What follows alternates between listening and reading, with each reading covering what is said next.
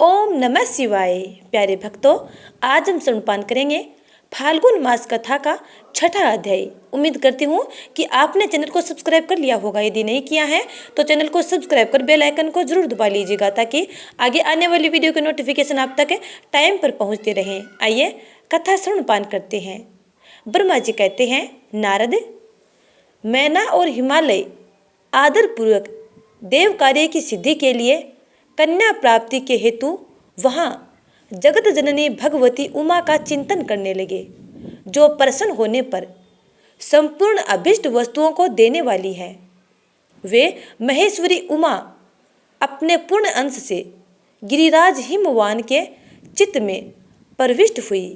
इससे उनके शरीर में अपूर्व एवं सुंदर प्रभा उतर आई। वे आनंद मगन हो अत्यंत प्रकाशित होने लगी। उस अद्भुत तेजो राशि से संपन्न महामना हिमालय अग्नि के समान अदृश्य हो गए थे। तत्पश्चात सुंदर कल्याणकारी समय में गिरिराज हिमालय ने अपनी प्रिया मैना के उदर में शिवा के उस परिपूर्ण अंश का आधान किया। इस तरह गिरिराज की पत्नी मैना ने हिमवान के हृदय में विराजमान करुणा निधान देवी की कृपा से सुखदायक गर्भ धारण किया। संपूर्ण जगत की निवास भूता देवी के गर्भ में आने से गिरि प्रिया मैना सदा तेजो मंडल के बीच में स्थित होकर अधिक शोभा पाने लगी। अपनी प्रिया शुभांगी मैना को देखकर गिरिराज हिमवान बड़ी प्रसन्नता का अनुभव करने लगे। गर्भ में जगदम्बा के आ जाने से वे महान तेज से संपन्न हो गई थी। मुने उस अवसर में विष्णु आदि देवता और मुनियों ने वहां आकर गर्भ में निवास करने वाली शिवा देवी की स्तुति की। तदंतर महेश्वरी की नाना प्रकार के स्तुति करके प्रसन्नचित हुए। वे सब देवता अपने अपने धाम को चले गए।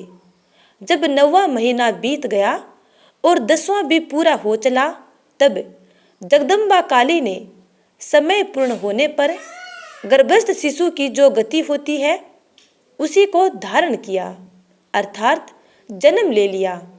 उस अवसर पर आद्याशक्ति सती साध्वी शिवा पहले मैना के सामने अपने ही रूप से प्रकट हुई। वसंत ऋतु में चैत्र मास की 9वीं तिथि को मृगशिरा नक्षत्र में आधी रात के समय चंद्रमंडल से आकाश गंगा की भांति मेनका के उदर से देवी शिवा का अपने ही स्वरूप में प्रादुर्भाव हुआ। उस समय संपूर्ण संसार में प्रसन्नता छा गई। अनुकूल हवा चलने लगी जो सुंदर सुगंधित एवं गंभीर थी। उस समय जल की वर्षा के साथ फूलों की वृष्टि हुई। विष्णु आदि सब देवता वहां आए।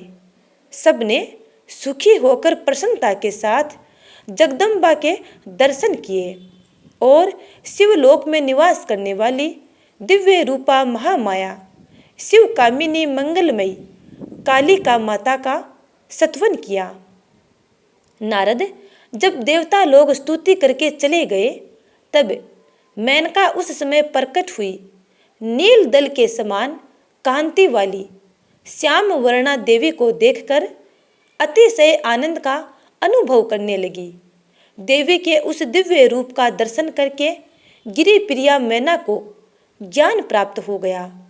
वे उन्हें परमेश्वरी समझकर अत्यंत हर्ष से उल्लासित हो उठी और संतोषपूर्वक बोली। मैना ने कहा, जगदम्बे महेश्वरी, आपने बड़ी कृपा की जो मेरे सामने प्रकट हुई। अंबिके, आपकी बड़ी शोभा हो रही है। शिवे, आप संपूर्ण शक्तियों में आद्या शक्ति तथा तीनों लोकों की जननी हैं। देवी, आप भगवान शिव को सदा ही प्रिय हैं तथा संपूर्ण देवताओं से प्रशंसित पराशक्ति हैं। महेश्वरी, आप कृपा करें और इसी रूप से मेरे ध्यान में स्थित हो जाएं।